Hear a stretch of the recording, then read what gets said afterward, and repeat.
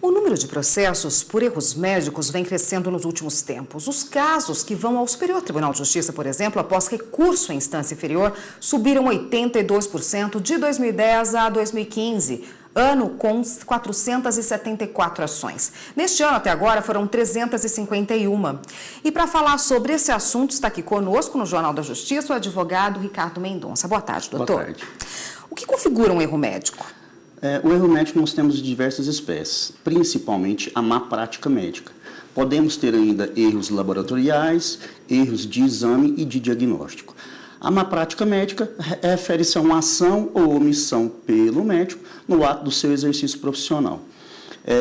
Esse erro também, nós podemos verificá-lo, sobretudo no Código de Ética Médica, quando o médico se compromete a empregar as melhores técnicas científicas para a busca da cura do paciente.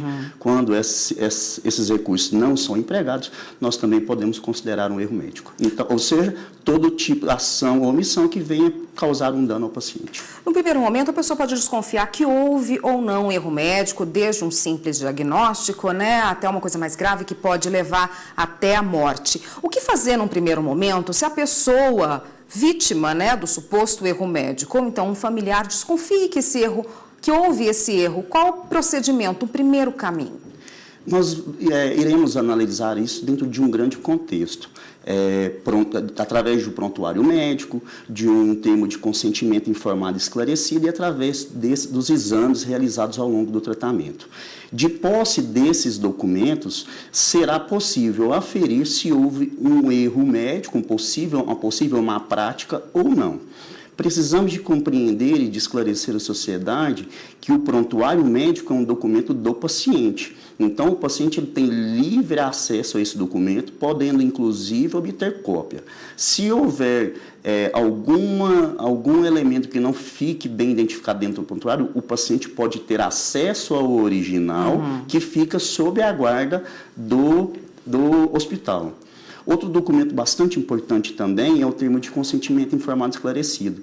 Todo procedimento médico ele deve ser precedido de um termo de consentimento informado e esclarecido, onde o médico irá informar e esclarecer o paciente do tratamento que será realizado, os riscos que implicam esse tratamento e se ele aceita e permite que esse tratamento venha a ser realizado.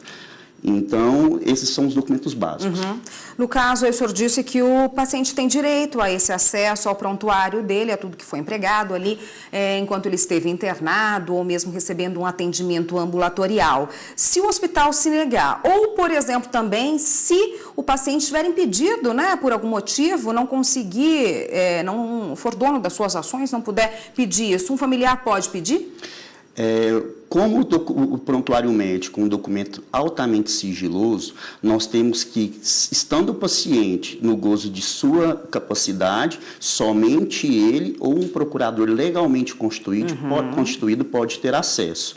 Caso ele não esteja, geralmente há dentro do prontuário uma pessoa responsável por aquele paciente. Essa pessoa também pode ter acesso a esse documento. Importa esclarecer que negar acesso ao prontuário, aos documentos médicos ao paciente ou ao seu procurador, constitui uma infração ético-disciplinar e também pode configurar um dano ao paciente que ele pode vir a recorrer ao judiciário. O erro também pode acontecer no setor de diagnóstico, um exame, por exemplo? Sim, nós temos erros. Isso aí nós observamos as responsabilidades das empresas laboratoriais, onde pode ter um erro de laudo, um erro de exames, e isso também pode levar a sendo um diagnóstico errado, a um tratamento incorreto que pode vir a agravar, retirar a vida ou causar um dano irreparável ao paciente. Tá ótimo, doutor. A gente volta nesse assunto no próximo bloco. Só um minutinho, por favor.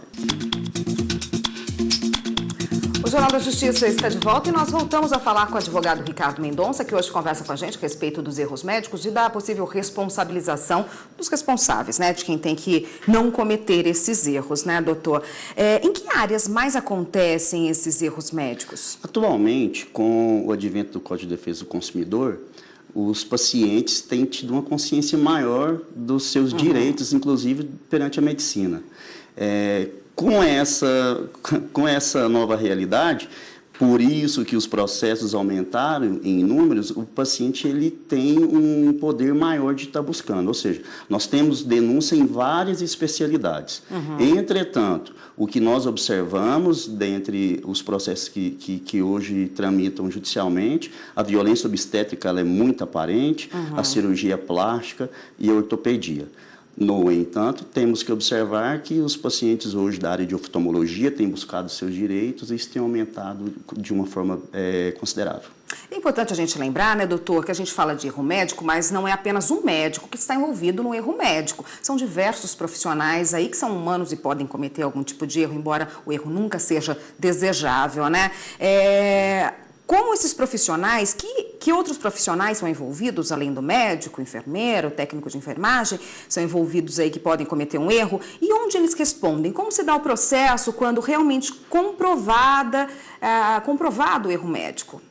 Esses profissionais, quando trabalhamos em equipe multidisciplinar, nós temos fisioterapeutas, médicos, enfermeiros, toda uma equipe, até mesmo de psicologia, que vem dar esse suporte. Quando falamos em erro médico, falamos em em uma expressão genérica, mas nós temos a responsabilidade do hospital, por exemplo, em falha no seu procedimento de hotelaria, um paciente que escorregue em um chão molhado, nós temos falha de medicação que possivelmente seja ministrado por uma enfermeira.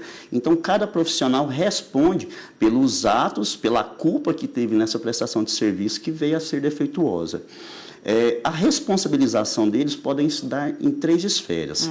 Na administrativa, perante os conselhos regionais, onde o paciente que se sentir prejudicado deve levar uma denúncia a esse conselho e se transformará em uma sindicância e possivelmente em um processo ético profissional se houver a conduta de má prestação de serviço.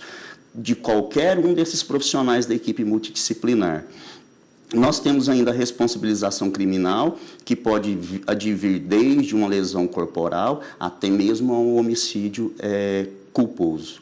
E nós temos também na área civil. E na área civil, a parte requererá o quê? Uma reparação desses prejuízos sofridos, seja